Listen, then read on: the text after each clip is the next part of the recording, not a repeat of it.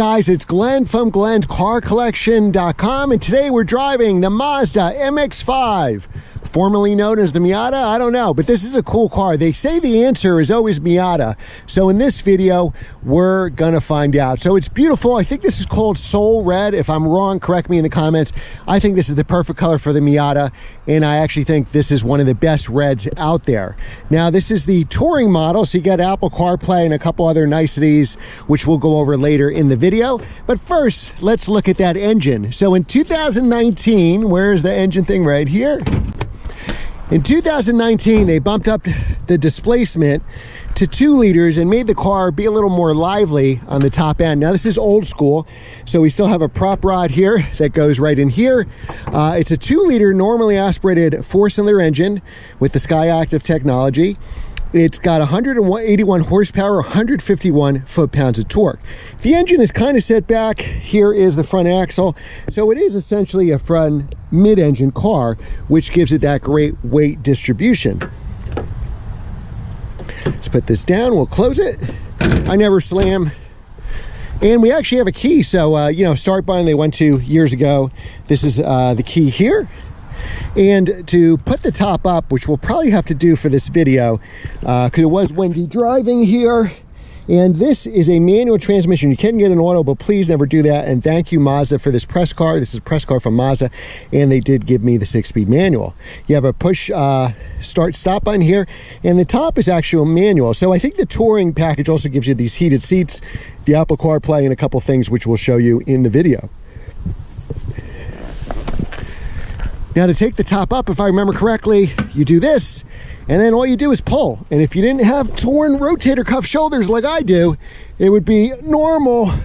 It would be very easy to do this, but it's painful for me to do it. So now what we do is we just lock it. Very, very simple. So my S2000 is actually power top with manual latches. This is actually manual all the way. So we'll put our seatbelt on before we start it.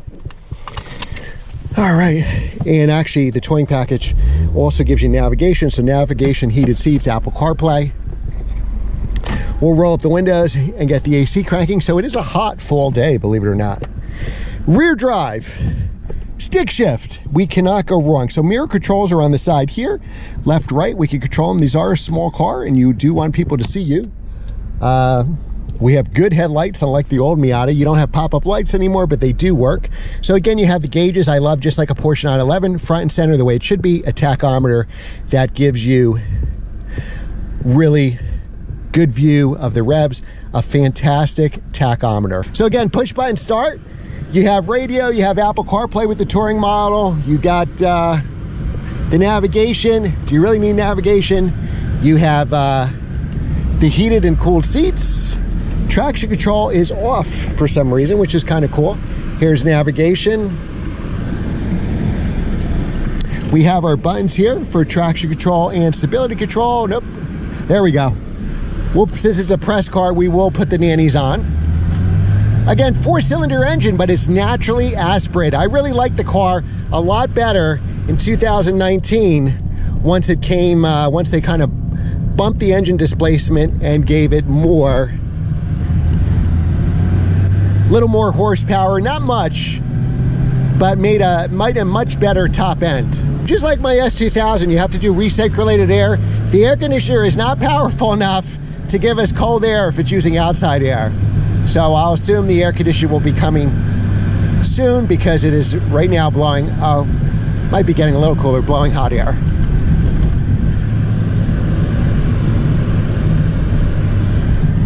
So acceleration is not the best, but that's not why you're buying this car. You're buying it because it's nimble, it's a rear drive, it's a stick shift car. That is the reason that you are buying this car, and it's still blowing hot air.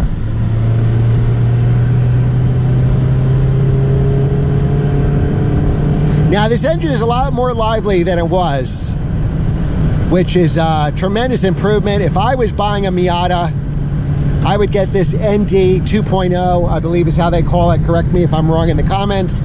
And you will have a much more responsive engine. Who put a turnaround in the middle of the left lane? You could easily get run over here. All right, so we're going to accelerate.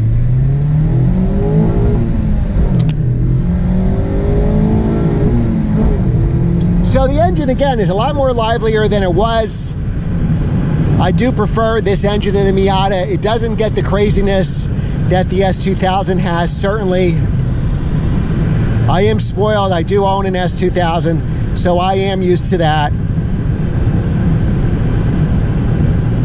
It's a fun car, and we're going to take it on some really, really fun roads. The air conditioning is still blowing hot air, and I'm not sure why. And we have the air button on, so. All right, so the clutch is nice and light, which is good for traffic. What I'm not crazy about with the clutch is it doesn't really have any feel. Now, it does tell us what gear, if you're new to manual transmissions, this is actually telling us what gear we're in.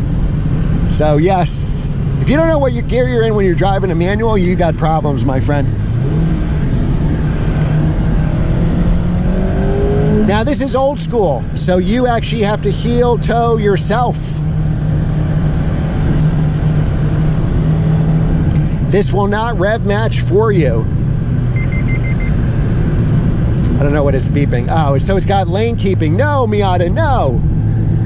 As I was looking, it's still blowing hot air, so Mazda, take a look at this. Now the ride, it's got very little small tires, so you can easily replace them. They're cheap to replace, and that's what's good about like an S2000 or a Miata. The running costs are cheap. If you wanted to autocross this car, brakes and tires are relatively cheap and affordable. I still can't figure out this manual air conditioning. Comment below what I'm doing wrong, because I've driven Miatas before. Maybe it hasn't been this hot, but I've never had an issue. But the air that's blowing through these vents is not cold. It is actually hot. And I have the AC on.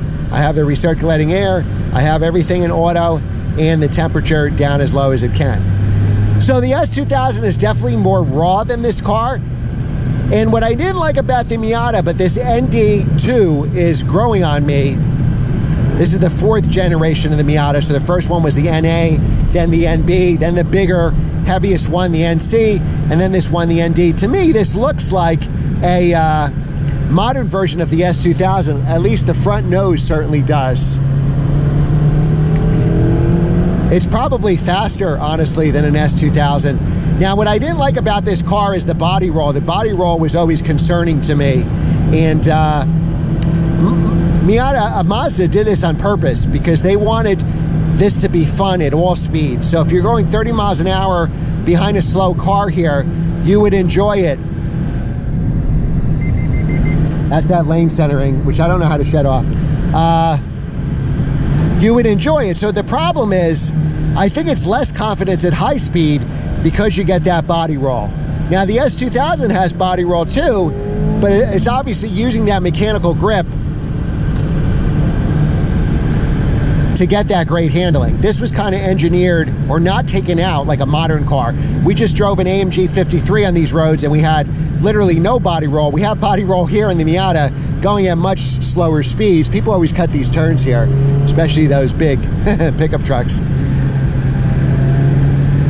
This was kind of engineered to stay in the body roll to give you that more lively visceral experience. So we should applaud Mazda for doing that. And with these little tires, it kind of drifts around a little bit. But I kind of wish, if I bought this car, I'd probably do suspension on it, to be honest. But I do like this car. It's the modern S2000, but I don't know if the answer is always Miata. To me, the answer is always S2000. And if you want a Miata, you certainly can't go wrong with it at all. I do highly recommend it if you want a new car with a backup camera, Apple CarPlay, a warranty, and it is a great choice. Thanks again for watching, guys. Remember to like, share, and subscribe, and I will see you next time.